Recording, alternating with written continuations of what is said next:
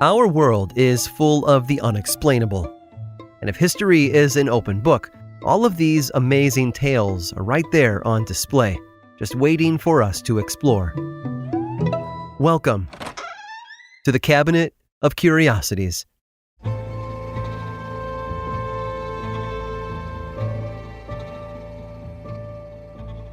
The Greek playwright Aristophanes had been drinking with philosopher Plato at a banquet when he delivered a speech. Originally meant to be a kind of satire on the creation myths of the time, Aristophanes proposed that there was a reason for love's existence in the world. He told Plato and the gathering crowd that men and women had originally started out as one being, 2 heads, 4 arms, and 4 legs, performing cartwheels to get from place to place. And these beings were fast and strong. Too strong for the gods, in fact, who didn't want to be usurped as the most powerful entities in the universe. To remind them of their place, Zeus cleaved each pair in half. Since then, humans have walked this earth longing for their missing halves and are drawn together by love.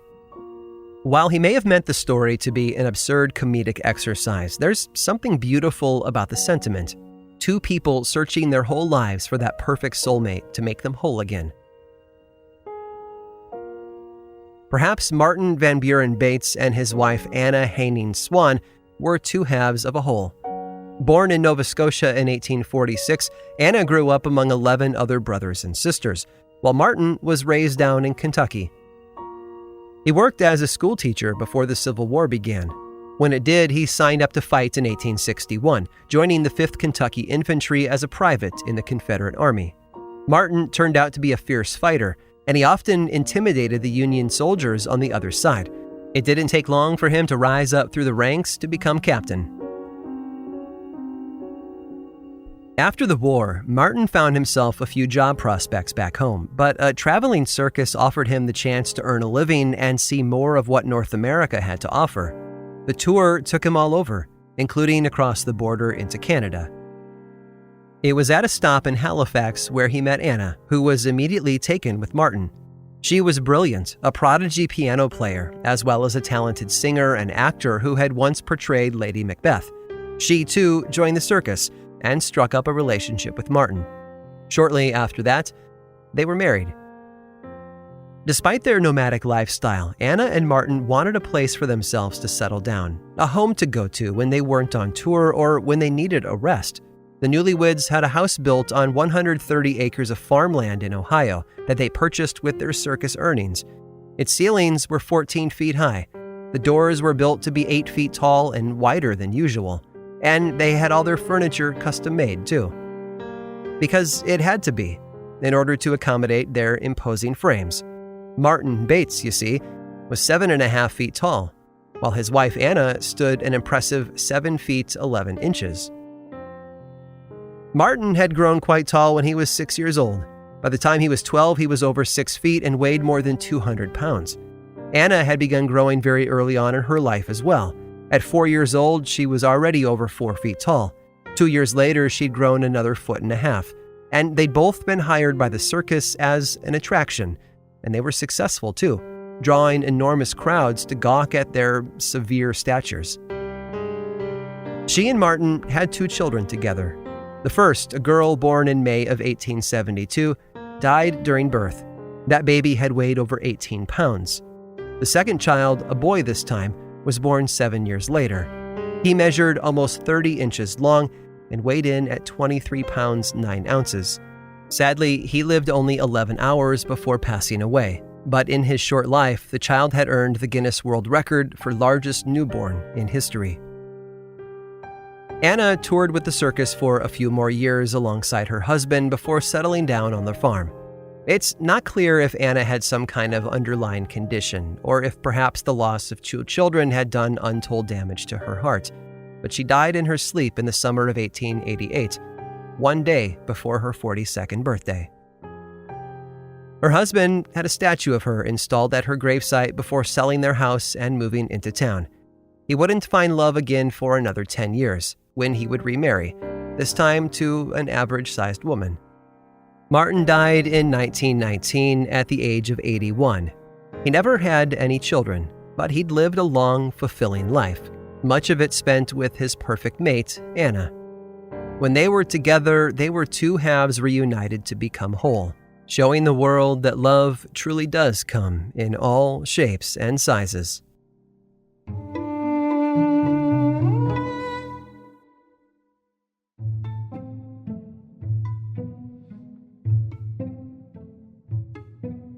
People can be pretty skeptical when it comes to tales of the supernatural. Our first inclination is disbelief, to chalk up the stories to wild imagination or a cry for attention. Ghosts aren't real, we say. That clunking sound in the middle of the night, it's just the pipes, or the creaking floor, or maybe the house is just settling. But what happens when a ghost story is more than just a story? What happens when the police and the media both believe that what is terrorizing one family is more than just a frightening tale because they've seen or at least heard it for themselves? The Palathon family lived on the second floor of an apartment in Spain. On September 27th of 1934, they began hearing bizarre sounds coming from their kitchen. Actually, let me clarify that. From within the stove in their kitchen. A voice spoke from within it, and there was laughter too, and sometimes screaming coming from everywhere and nowhere at once. At first, it was believed by both the family and the neighbors that the voice was coming from someone else on the block. The chimney where the stove smoke was let out connected to other homes. It was entirely possible that a man's voice was carrying from another unit through the pipes and into the stove in the Palathon family. But if that were true, then the neighbors would also have been experiencing the same thing, and yet only they had a voice coming out of their stove. Those who stopped by to listen verified their claims.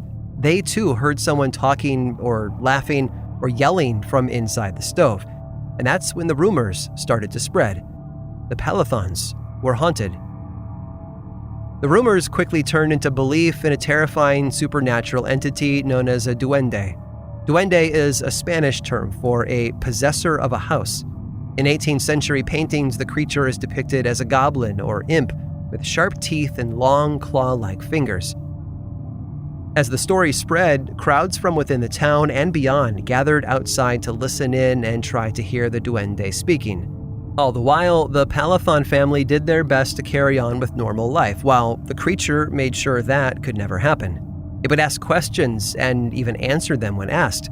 It would call out the name of the Palathon's maid and then cackle, its howling laughter ringing out from deep within the stove.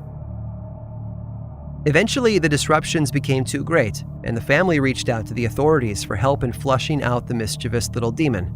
The police chief himself attended to the matter, arriving at their doorstep in mid-November of 1934. Upon entering the home, he immediately started questioning the voice. "Where are you?" he asked. "Why are you doing this?" The duende answered, "No." The chief asked more questions, wondering if the person on the other end needed a job or money. Again, it simply replied, "No." Then he asked one final question. "Then who are you? What is it that you want?" The voice responded from the stove saying, "Nothing. I am not a man." The local police helped the family find other living arrangements while they investigated the cause of the disturbance. But tales of a demonic voice forcing a family out of their home had rattled the community. A panic spread throughout the town, and the story eventually wound its way to the United Kingdom, where the London Times started reporting on it. A Spanish radio station even asked to interview the voice for one of its talk shows. The investigation carried on for weeks, with the police at a loss as to the reason for the voice's persistence. Architects and contractors were asked to inspect the home, but found nothing. The police, fed up with getting nowhere in their hunt, brought in every organization and person they could think of. They asked the army to cut off the home's access to electricity and phones. Officers guarded all entrances around the clock. Priests spiritually sanitized the apartment with holy water and prayers, and it seemed that the duende, or the person behind it, had finally been forced out. The voice had gone silent. The Palathons soon moved back in, and during their first night there, nothing happened. They all had a restful night's sleep, something they hadn't experienced in almost 2 months. The following morning, though, a voice bellowed from the chimney. "Cowards," it called them. "Cowards, here I am." For the Palathon family, that was the last straw. They packed up and left their apartment forever that day. The police chief, under orders from the governor, brought the family in for questioning. He even had them speak with a psychiatrist to see if perhaps the situation had all just been in their heads. It hadn't, but it also hadn't been a real duende. The voice, as declared by the governor later, had been the work of their maid. She hadn't done it to deceive them or to run them out of their home, though. It seems that she suffered from something called unconscious ventriloquism. She'd been able to throw her voice and didn't even know it. The voice was never heard from again after the governor's announcement. 40 years later, the block was demolished and a new structure was built in its place. And this new building's name? Edificio Duende, the Goblin Building. I hope you've enjoyed today's guided tour of the Cabinet of Curiosities. Subscribe for free on Apple Podcasts or learn more about the show by visiting curiositiespodcast.com. This show was created by me, Aaron Mahnke, in partnership with How Stuff Works. I make another award-winning show called Lore, which is a podcast, book series, and television show, and you can learn all about it over at theworldoflore.com. And until next time, stay curious.